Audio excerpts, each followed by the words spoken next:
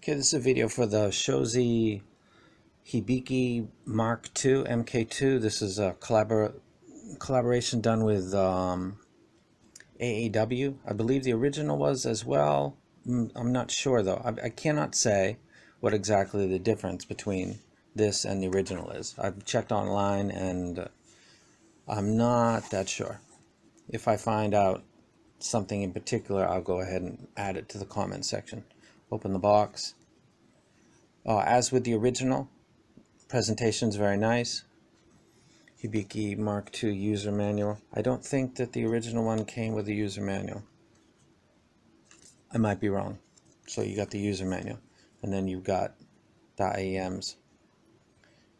Really nice presentation, like the original. The faceplate is obviously different. I'm going to take these out and then compare. You can see it's shiny. Bing, there we go. I believe this is a 10mm dynamic. I'm going to go ahead and stop this video and then take these out. Okay, if you're not familiar with this set, let me go ahead and familiarize with it. This is a 3.5 termination. I believe it's the same as the original, and it is. This has the other ring, so it's got a smart inline. It's actually a nice cable. Go ahead and pull the cable all the way, and it's going to have a, there's your split, and there's your inline control right there. Not a fan of inline controls, like I said before, but this is made for smart devices. On the end, you've got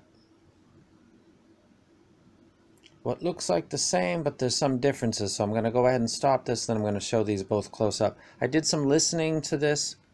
This is actually the first video I've done with the Astle and Kern DAB, and it sounded really good, but because I'm not really familiar with how this thing presents music, everything's slightly different. I'm much more familiar with the DX150 recently, so I listened to the same song on the DX150, No More by Aerosmith, and it sounds like a slightly V-shaped, but not bad. The bass is good if you got a good seal. I had to push these in and change the tips, and I get good bass.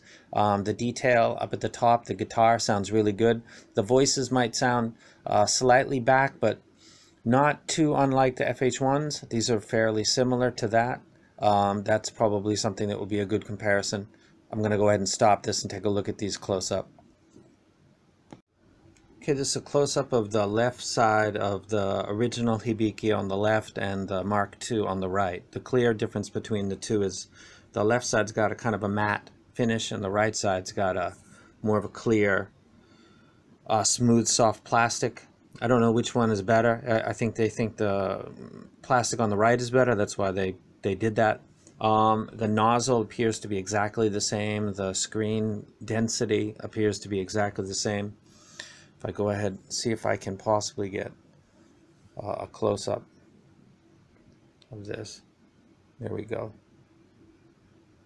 The recessed 2-pin seems to be exactly the same. Go ahead and get that. These appear to be not very different.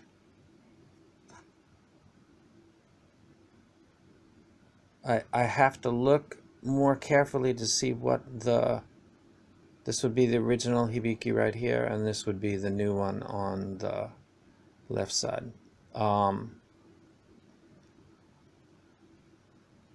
It's got a carbon fiber faceplate, I believe, on both sides. I believe this one might have had some issues with the faceplate coming off for some people. I didn't have that issue, but they might have resolved that and then renamed it with this one.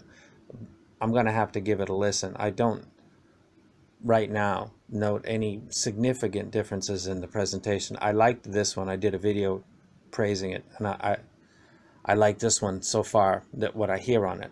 It doesn't appear to be that different, but if somebody from Shozy sees this video, is aware of it, and can give me any technical differences with this, I'd be glad to put that at the bottom of the video. This is a set that I recommended before, so if you missed that one, let me see if the screen is the same. Yeah, it is the same. If you missed this one and you didn't get it, this would be a set that I would recommend. I do like the sound characteristics of this set.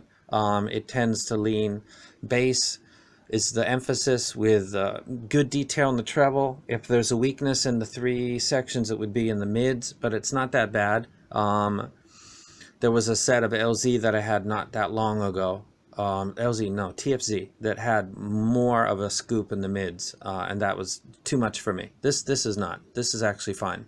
Rock and roll would be something that would present that most clearly, because you're going to focus on a drummer and his kick drum, a bassist and the bass guitar, a guitarist over all of the range, and then you're going to have a vocalist that's going to seem to want to be in the center.